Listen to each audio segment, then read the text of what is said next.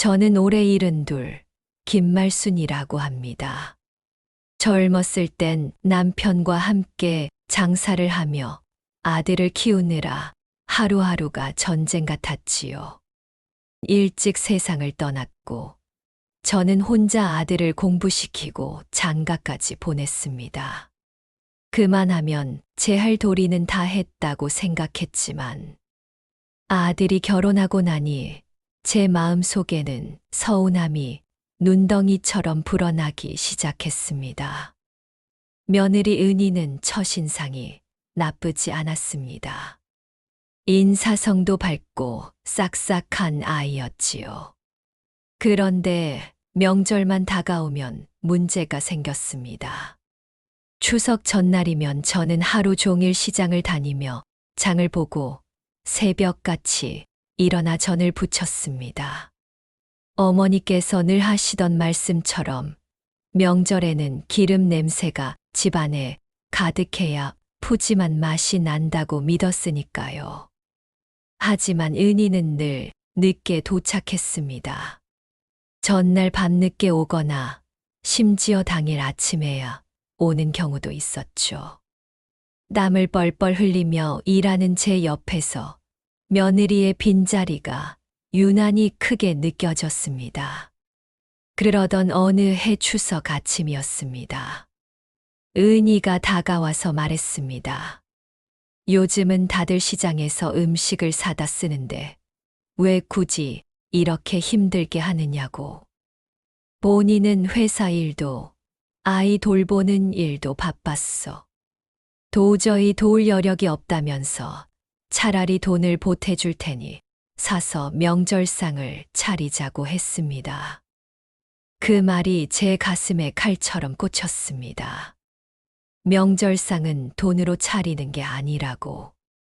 가족의 정성이 모여야 진짜 맛이 나는 거라고 저는 목청을 높여 말했습니다. 하지만 은희는 오히려 제 말에 억울하다는 듯 소리를 질렀습니다. 자신은 매번 명절만 되면 죄인 같고 왜 모든 걸 자기에게만 맡기느냐고. 요즘 세상에 이런 전통은 너무 무겁다고 말이지요. 결국 그날 부엌 안에서 큰 소리가 나고 말았습니다. 손님들은 이미 마당에 도착해 있었고 저는 울음을 삼키며 칼을 쥔 채 부엌에 서 있었습니다. 도대체 내가 뭘 그렇게 잘못했나? 왜 이렇게 서럽나?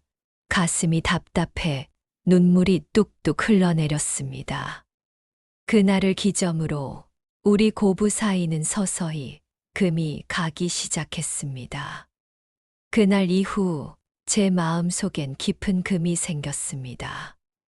며느리 은희와 얼굴을 마주하면 괜히 가슴이 답답해지고 목구멍이 막히는 것 같았습니다. 차라리 말을 줄이고 서로 필요할 때만 연락하는 게 낫겠다 싶었지요. 아들도 눈치를 봤는지 명절 준비 이야기는 잘 꺼내지 않았습니다. 그렇게 몇 해가 흘렀습니다.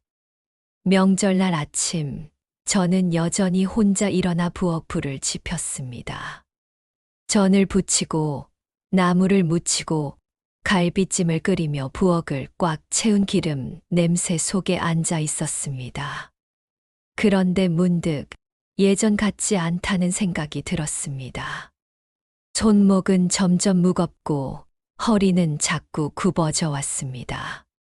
예전에는 이 정도쯤이야 하며 거뜬히 해냈는데 이제는 작은 가위질 하나에도 손이 떨렸습니다. 그렇게 힘겹게 상을 차려도 은희는 늘 늦게 도착했습니다. 아이 때문에, 회사 일 때문에, 교통이 막혀서 핑계는 늘 달랐지만 제 귀에는 다 같은 말로 들렸습니다. 명절 준비가 귀찮다는 소리처럼만 들렸습니다. 그래서 저는 일부러 더 무겁게 한숨을 쉬곤 했습니다. 내가 혼자서도 다 한다는 걸 보여주려는 오기였는지도 모릅니다. 하지만 속으로는 왜 나만 이렇게 고생해야 하나 하는 서러움이 차올랐습니다. 세월이 흐르니 집안 분위기도 달라졌습니다. 예전처럼 친척들이 대거 모이지 않았습니다. 여기저기 떨어져 살다 보니 모이는 사람도 줄어들고 젊은 사람들은 그저 인사만 하고 금세 나가버리곤 했습니다.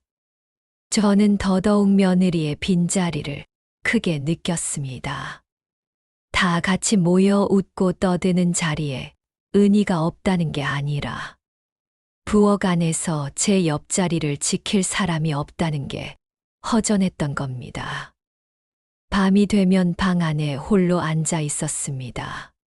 종일 차린 음식이 그대로 남아 식탁 위에 놓여 있는 걸 보면 차라리 만들지 말 걸, 이런 생각이 들곤 했습니다. 하지만 또 그렇게 명절을 대충 넘기면 조상님께 죄를 짓는 것 같아 마음이 무거웠습니다. 그래서 저는 매년 같은 전쟁을 치르듯 명절을 준비했습니다. 그러다 보니 며느리와의 거리는 점점 멀어졌습니다.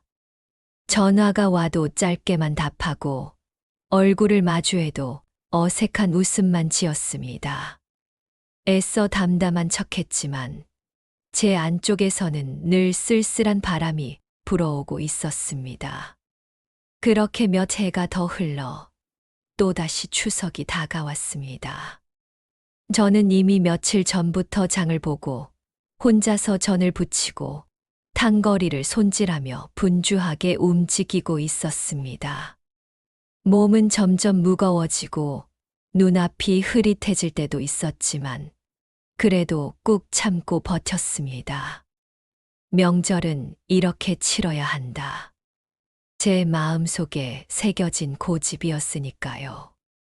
그런데 그날 아침 은희가 예상보다 훨씬 늦게 들어왔습니다. 손에는 들고 온 반찬 봉지가 몇 개 들려 있었습니다. 대형 마트에서 사온 음식들이었지요. 저는 순간 머리끝까지 화가 치밀었습니다. 내가 하루 종일 부엌에서 이 고생을 하는데 사온 음식으로 명절상을 차리겠다고 하는 생각에 얼굴이 붉어졌습니다. 은희는 무심하게 말했습니다. 어머니, 요즘은 다 이렇게 해요. 전도 사서 먹고 갈비찜도 다 완성품으로 나오는데 굳이 힘들게 하실 필요 없어요. 애들도 이런 게 더 맛있다고 해요. 그 말을 듣는 순간 제 손에 들린 국자가 덜컥 떨어졌습니다. 기름 냄새와 땀에 절은 제 몸이 한순간에 무너져 내리는 것 같았습니다. 제 속에 켜켜이 쌓여있던 서러움과 분노가 폭발했습니다. 저는 참지 못하고 큰 소리로 말했습니다. 너는 며느리라는 게 이 고생을 한 번이라도 같이 해본 적이 있니? 사람 마음이 담겨야 명절 음식이지. 돈 주고 사온 게 무슨 제사상이고 무슨 명절상이냐. 은희도 지지 않았습니다. 어머니, 저는요, 늘 죄인 같아요. 명절만 되면 회사에서 눈치 보고 애 맡길 데 없어 허둥대고 집에 오면 또 어머니 눈치 보고 저는 언제 제 명절을 보내요? 명절이 오면 반갑지가 않아요. 그냥 두려워요.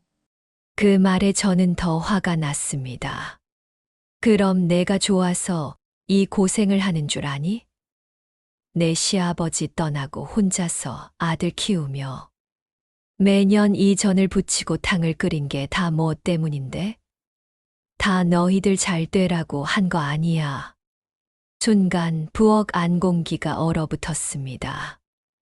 은희의 눈가엔 눈물이 맺혔고 제 눈에서도 뜨거운 것이 솟구쳐 올랐습니다.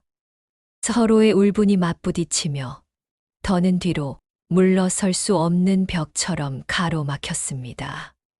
그날 저녁 상은 차려졌지만 누구도 웃지 않았습니다. 아들은 중간에서 어쩔 줄 몰라 했고 손주들마저 눈치를 보며 밥만 뜨고 있었습니다.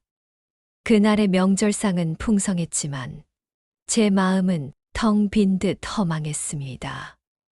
명절이 끝나고 며칠이 흘렀습니다.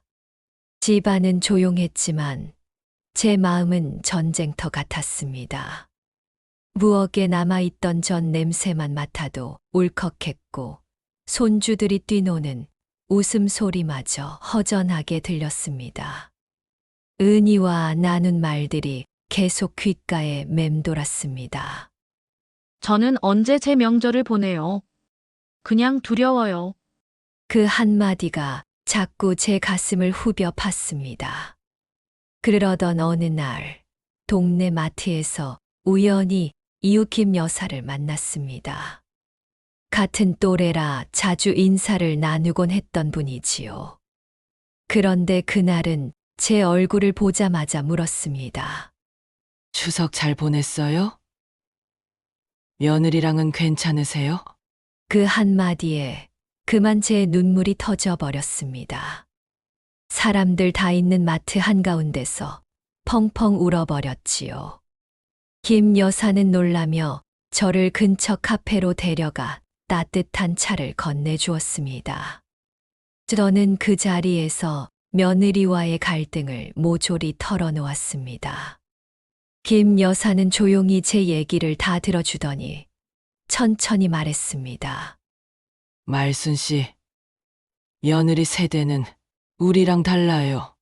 일하랴, 애 키우랴 정신이 없는데 명절마다 예전 방식으로 다 하라는 건 너무 벅찰 거예요. 저는 이번 추석에 아예 며느리한테 맡기지 않았어요. 그냥 내가 할 수 있는 만큼만 하고 나머지는 사왔죠. 다 같이 앉아 먹으니까 그게 또 좋더라고요. 그 말이 제 마음을 쿵 하고 울렸습니다. 내가 너무 고집을 부렸나? 내가 명절을 지킨다고 했지만 정작 가족들을 더 힘들게 만든 건 아닐까 하는 생각이 스쳤습니다. 하지만 곧 고개를 저었습니다.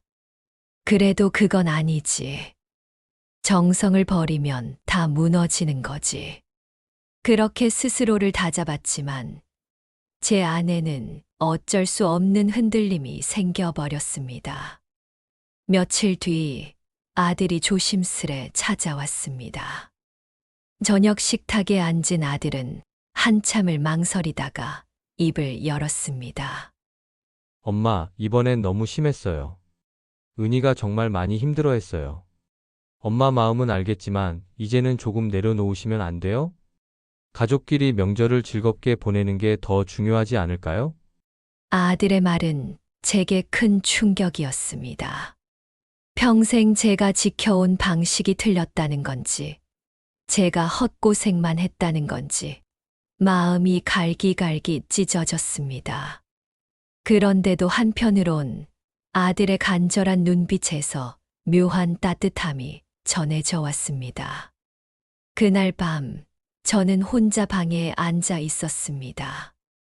불 꺼진 부엌을 바라보며 중얼거렸습니다. 내가 잘못 살았던 건가? 아니면 세상이 변한 건가? 대체 어느 쪽이 옳은 걸까? 그 후 며칠 동안 저는 제대로 잠을 이루지 못했습니다. 밤마다 뒤척이며 과거를 돌이켜봤습니다. 남편이 아팠을 때도, 아들 학비가 부족할 때도 저는 부엌에서 음식을 만들며 가족을 챙겼습니다. 그때마다 이게 엄마의 역할이고 시어머니의 도리라고 생각했습니다. 그런데 지금 와서 그 모든 게 틀렸다는 건가요? 한편으로는 은희에 대한 분노가 치밀어 올랐습니다. 내가 평생 지켜온 것들을 하루아침에 무시해버리다니. 며느리라면 최소한의 예의는 지켜야 하는 거 아닌가? 그런 생각이 들면서 더더욱 완고해지는 제 자신을 느꼈습니다. 그러던 중 뜻하지 않은 일이 일어났습니다. 제가 오래전부터 다니던 동네 목욕탕에서 갑자기 어지러움을 느끼며 쓰러진 것입니다. 다행히 큰 부상은 없었지만 병원에서는 과로와 스트레스로 인한 일시적 현상이라고 했습니다. 하지만 혼자 병원에 누워 있으니 문득 무서운 생각이 들었습니다. 내가 만약 큰 병에 걸리거나 갑자기 떠나게 된다면 가족들이 서로 원망하며 지내는 게 마지막 기억이 될까? 입원 기간 동안 아들과 은희가 번갈아 가며 병문안을 왔습니다. 은희는 여전히 어색한 표정이었지만 제가 좋아하는 죽을 끓여와 먹여주었습니다. 그 따뜻한 죽을 먹으면서 저는 문득 깨달았습니다. 이 아이도 나름대로 저를 챙기려고 노력하고 있구나 하고 말이지요. 퇴원 후 집에 돌아왔을 때 아들이 말했습니다. 엄마, 은희가 며칠 동안 매일 전화해서 엄마 안부를 물어봤어요. 자기도 마음이 편치 않다면서 엄마가 빨리 나아지셨으면 좋겠다고 했어요. 그 말을 듣고 제 가슴 한편이 따뜻해졌습니다. 하지만 동시에 더 큰 혼란이 밀려왔습니다. 그럼 우리가 왜 이렇게 멀어졌을까? 서로 미워할 이유가 정말 있었을까? 그러던 어느 날 저녁 뜻밖의 손님이 찾아왔습니다. 바로 은희였습니다. 손에는 작은 꽃다발과 과일 바구니를 들고 있었습니다. 저는 당황해서 어쩔 줄 몰랐습니다. 둘 다 어색하게 인사만 나눈 채 거실에 앉았습니다. 한참 동안 침묵이 흘렀습니다. 그러다 은희가 먼저 입을 열었습니다. 어머니 그동안 정말 죄송했어요. 어머니가 아프셨다는 소식을 듣고 나니까 제가 너무 철없이 굴었다는 생각이 들었어요. 저는 뭐라고 대답해야 할지 몰랐습니다. 그러자 은희가 계속 말했습니다. 솔직히 말씀드리면 저는 명절 때마다 어머니께 인정받고 싶었어요. 그런데 제가 아무리 노력해도 어머니 눈에는 부족해 보이는 것 같아서 점점 포기하게 되었어요. 그래서 더 멀어진 것 같아요. 그 말을 듣는 순간 제 눈에서 눈물이 흘러내렸습니다. 내가 며느리를 인정해 주지 않았다고, 내가 은희를 힘들게 했다고, 그동안 제가 생각하지 못했던 부분이었습니다.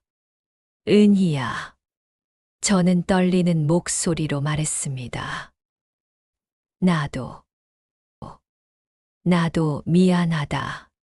내가 그렇게 생각하고 있는 줄 몰랐어. 나는 그저 우리 가족의 전통을 지키려고 했을 뿐인데. 은희가 고개를 들어 저를 바라봤습니다.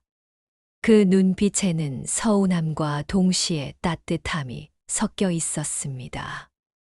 어머니, 저도 어머니의 마음을 이해하려고 노력하지 않았어요. 어머니께서 평생 가족을 위해 얼마나 많은 것들을 희생하셨는지. 그런데 저는 그냥 불편하다는 생각만 했어요. 그날 밤 저희는 오랫동안 이야기를 나눴습니다. 서로의 마음속 깊은 이야기들을 털어놓으면서 그동안 쌓였던 오해와 서운함들이 조금씩 풀어지는 것을 느꼈습니다. 은희는 직장 생활의 어려움을, 저는 홀로 가정을 지켜온 외로움을 솔직하게 말했습니다. 어머니, 다음 명절부터는 제가 좀 더 일찍 와서 도와드릴게요. 대신 어머니께서도 조금은 편하게 하시면 안 될까요? 전부 다 직접 만드시지 마시고 몇 가지는 사서 준비해도 괜찮잖아요. 은희의 제안에 저는 한참을 생각했습니다. 평생 지켜온 방식을 바꾼다는 게 쉽지 않았지만 가족의 화목이 더 소중하다는 걸 깨달았습니다. 그래, 그렇게 해보자. 하지만 제사상만큼은 정성스럽게 준비하고 싶구나. 그것만은 내가 직접 하게 해다오. 은희가 환하게 웃으며 고개를 끄덕였습니다. 네, 어머니. 그리고 저도 어머니께 요리를 배우고 싶어요. 아이들에게도 할머니의 손맛을 전해주고 싶거든요. 그 말을 듣는 순간 제 마음이 따뜻해졌습니다. 며느리가 제 요리를 배우고 싶어 한다니. 그동안 제가 얼마나 완고했는지, 얼마나 소통을 거부했는지 반성하게 되었습니다. 그날 이후 저희 고부 관계는 조금씩 달라지기 시작했습니다. 은희는 주말마다 아이들과 함께 찾아와서 제게 요리를 배웠습니다. 처음에는 서툴렀지만 진심으로 배우려는 은희의 모습을 보면서 저는 마음을 열게 되었습니다. 어머니, 이 나물무침 양념 비율이 어떻게 되나요? 이건 눈으로 보고 손으로 느껴야 해. 레시피로만은 안 돼. 그렇게 부엌에서 함께 요리하며 이야기를 나누는 시간들이 쌓여갔습니다. 은희는 제가 어떤 마음으로 평생 가족을 위해 요리했는지 이해하게 되었고, 저는 며느리가 얼마나 많은 것을 감당하며 살고 있는지 알게 되었습니다. 드디어 그해 설날이 다가왔습니다. 저는 예년과 다르게 마음이 가벼웠습니다. 은희가 며칠 전부터 미리 와서 함께 준비를 도와주기로 약속했기 때문이었습니다. 설날 이틀 전, 은희가 아이들과 함께 왔습니다. 아이들은 할머니를 보자마자 달려와 안겼고, 은희는 앞치마를 두르며 말했습니다. 어머니, 오늘은 제가 어머니 보조를 할게요. 뭐부터 시작할까요? 저희는 함께 시장을 보러 갔습니다. 예전에는 혼자서 이것저것 고민하며 장을 봤는데, 이번에는 은희와 함께 이야기하며 재료를 골랐습니다. 무엇을 사서 준비할지, 무엇을 직접 만들지 함께 의논했습니다. 어머니, 이 고구마전은 아이들이 좋아하는데 한번 만들어 볼까요? 그래, 좋지. 나도 손주들이 뭘 좋아하는지 잘 몰랐는데. 집에 돌아와서는 본격적으로 요리를 시작했습니다. 저는 제사상에 올릴 음식들을 준비하고, 은희는 아이들이 좋아할 만한 음식들을 준비했습니다. 부엌이 좁아서 가끔 부딪히기도 했지만, 그마저도 재미있었습니다. 어머니, 이 김치찌개 간이 어때요? 조금 더 걸쭉하게 끓여야겠네. 아이들은 국물이 진한 걸 좋아하거든. 그렇게 이틀 동안 함께 준비한 설날 아침, 저는 일찍 일어나 제사상을 차렸습니다. 은희도 함께 일어나 도와주었습니다. 예전 같았으면 혼자서 끙끙거리며 무거운 그릇들을 옮겼을 텐데, 이번에는 은희가 자연스럽게 거들어주니 일이 한결 수월했습니다. 어머니, 이 나물들 어디에 놓을까요? 저기 제사상 왼쪽 끝에 놓아라. 그리고 젓가락은 시아버지 쪽으로 향하게 놓고. 은희는 진지한 표정으로 제 설명을 들으며 하나하나 정성스럽게 음식을 배치했습니다. 그 모습을 보니 이 아이도 우리 가족의 일원이 되려고 노력하고 있구나 하는 생각이 들었습니다. 제사가 끝나고 가족들이 모여 식사를 할 때였습니다. 아들이 먹어보더니 깜짝 놀란 표정을 지었습니다. 엄마, 이 나물 맛이 조금 다른데 더 맛있네요. 그건 은희가 묻힌 거야. 내가 가르쳐 줬는데 생각보다 솜씨가 좋더라. 그러자 은희가 쑥스러워하며 말했습니다. 어머니께서 워낙 잘 가르쳐 주셔서요. 처음엔 양념 비율을 못 맞춰서 몇 번 다시 했어요. 손주들도 할머니와 엄마가 함께 만든 음식이라니까 더 맛있게 먹는 것 같았습니다. 특히 막내 손자가 할머니, 엄마랑 같이 만든 음식이 제일 맛있어. 하고 말하는 바람에 저와 은희는 서로 마주보며 웃었습니다. 식사 후 손주들이 뛰어놀고 있을 때 은희가 조심스레 말을 꺼냈습니다.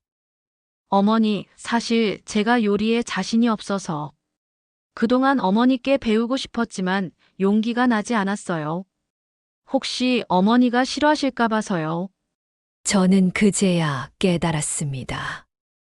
은희도 나름대로 저에게 다가가고 싶어 했지만 제가 너무 차갑게 대했던 거구나. 제가 먼저 마음을 열지 않았으니 며느리도 어려워했을 수밖에요. 은희야, 나도 그동안 너무 완고했구나. 내가 다가오려고 했는데 내가 문을 닫아버렸네. 앞으로는 언제든 궁금한 거 있으면 물어봐라. 우리 집 음식 솜씨는 대대로 이어져 내려온 거니까 너도 배워서 아이들한테 전해주면 좋겠어.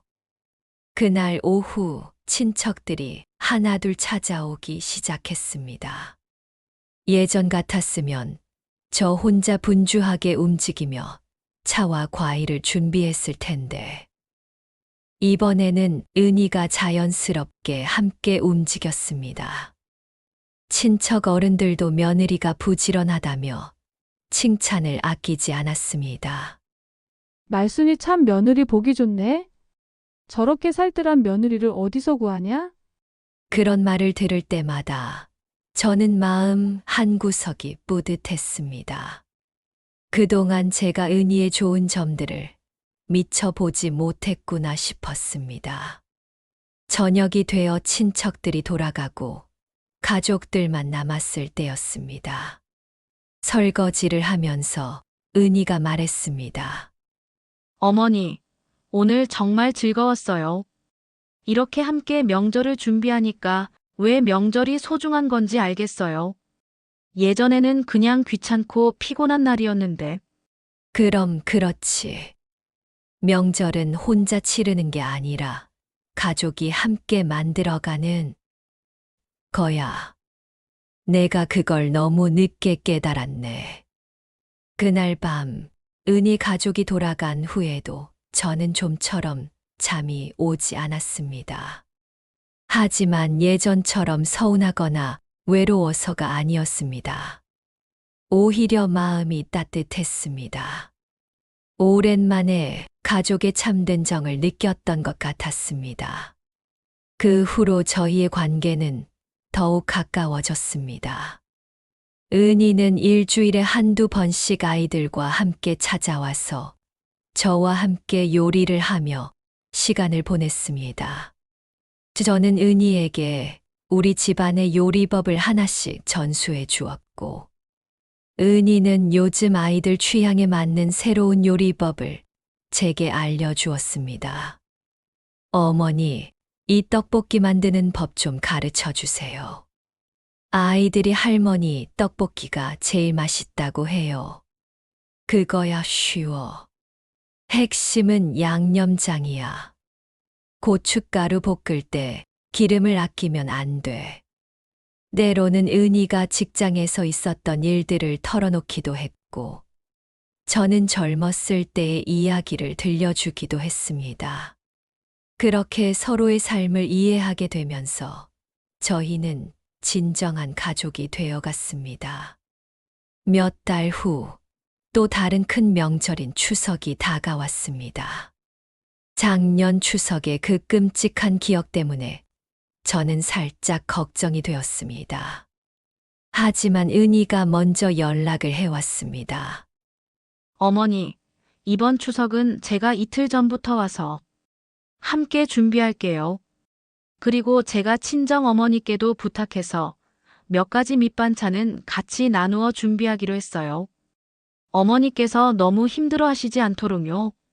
저는 그 말에 감동받았습니다. 은희가 이제는 진심으로 저를 생각해주고 있다는 걸 느꼈기 때문입니다. 고마워, 은희야. 그런데 전만큼은 우리가 직접 부치자. 그게 우리 집 전통이니까. 네, 어머니. 저도 이제 어머니 전 부치는 솜씨 좀 배웠어요. 추석 준비 첫날, 은희는 약속대로 아침 일찍 왔습니다. 그리고는 자연스럽게 앞치마를 두르고 제 옆에 섰습니다. 어머니, 오늘은 뭐부터 시작할까요? 저는 은희와 함께 차근차근 계획을 세웠습니다. 어떤 음식을 직접 만들고, 어떤 것을 사서 준비할지, 언제 무엇을 해야 할지. 예전처럼 저 혼자 모든 것을 감당하려고 하지 않았습니다. 이틀 동안의 준비 과정은 마치 축제 같았습니다. 저는 은희에게 동그랑땡 만드는 법을, 은희는 저에게 새로운 나물 요리법을 가르쳐 주었습니다. 손주들도 와서 함께 놀면서 작은 일들을 도와주었습니다. 할머니, 이 당근은 어떻게 써요? 그건 나물로 무칠 거야. 너희들이 좋아하는 당근나물 말이야. 추석 당일 아침, 저는 편안한 마음으로 제사상을 준비했습니다. 은희도 옆에서 조용히 도와주었고, 아들도 일찍 와서 무거운 일들을 맡아주었습니다. 작년과는 완전히 다른 분위기였습니다. 제사가 끝나고 온 가족이 모여 앉아 식사를 할 때, 저는 문득 감회가 새로웠습니다. 모든 음식에 저와 은희의 정성이 함께 들어있다는 생각이 들었습니다. 그리고 그 음식을 먹으며 웃고 떠드는 가족들을 보니 이것이야말로 진정한 명절의 의미구나 싶었습니다. 식사 중에 아들이 말했습니다. 작년 추석과는 완전히 다르네요. 이렇게 화목한 추석이 언제 적이었나 싶어요. 은희가 쑥스럽게 웃으며 대답했습니다. 어머니께서 많이 가르쳐 주셔서 가능했어요. 이제야 명절 준비가 왜 의미 있는 건지 알겠어요. 저는 그 말에 마음이 따뜻해졌습니다. 그동안 제가 혼자서 지켜온 전통을 이제는 며느리와 함께 이어갈 수 있다는 생각에 눈물이 핑 돌았습니다. 그날 저녁 친척들이 모두 돌아간 후 저와 은희는 함께 설거지를 하며 하루를 마무리했습니다. 어머니, 정말 수고 많으셨어요. 내년에는 제가 더 많이 도와드릴게요. 은희야, 너 덕분에 이번 추석이 가장 행복했어. 고마워. 그 순간 저는 깨달았습니다. 전통이라는 것은 혼자서 완고하게 지키는 것이 아니라 가족과 함께 나누고 전해나가는 것이라는 걸 말입니다. 그리고 진정한 명절의 의미는 음식을 차리는 것보다도 가족이 함께 마음을 모으는 것에 있다는 걸요. 이제 저는 명절이 다가와도 두렵지 않습니다. 혼자가 아니라 은희와 함께 준비할 수 있으니까요. 그리고 제가 평생 지켜온 우리 집안의 맛을 며느리에게 전수해 줄 수 있어서 더욱 뿌듯합니다. 어느 날 은희가 말했습니다. 어머니, 저도 나중에 며느리가 들어오면 어머니처럼 따뜻하게 대해주고 싶어요. 그리고 어머니께 배운 요리들을 그 아이에게도 가르쳐주고 싶고요. 그 말을 듣고 저는 비로소 안심이 되었습니다. 제가 세상을 떠나더라도 우리 집안의 정과 전통은 계속 이어져 나갈 것 같았습니다. 지금 저는 72의 나이에 새로운 것을 배웠습니다. 고집을 버리고 마음을 여는 것이 얼마나 소중한지를요. 그리고 진정한 가족의 사랑은 서로 다른 점을 인정하고 이해하는 데서 시작된다는 것을요. 얼마 전 손주가 물었습니다. 할머니, 이제 명절 준비하는 게 안 힘들어요? 저는 웃으며 대답했습니다. 힘들지. 하지만 이제는 혼자가 아니야. 엄마랑 할머니가 함께 하니까 힘든 것도 반으로 줄고 기쁨은 2배가 되는구나. 그렇습니다. 저는 이제 알았습니다. 진정한 전통은 변화를 거부하는 것이 아니라 시대와 함께 호흡하면서도 본질을 지켜나가는 것이라는 걸요. 그리고 가족이라는 것은 서로의 다름을 인정하고 함께 새로운 추억을 만들어가는 것이라는 걸요. 이번 겨울 또 다른 명절이 다가오고 있습니다. 저는 이미 은희와 함께 계획을 세우고 있습니다. 어떤 새로운 요리에 도전해 볼지, 아이들이 좋아할 만한 것은 무엇일지. 이제는 명절이 기다려집니다. 가족과 함께 만들어가는 소중한 시간이니까요. 돌이켜보니 제가 정말 원했던 것은 혼자서 모든 것을 감당하는 것이 아니었습니다. 가족들과 함께 정을 나누고 서로를 이해하며 따뜻한 추억을 쌓아가는 것이었습니다. 그리고 이제야 그 소중한 깨달음을 얻었습니다. 김말순, 72의 새로운 시작입니다.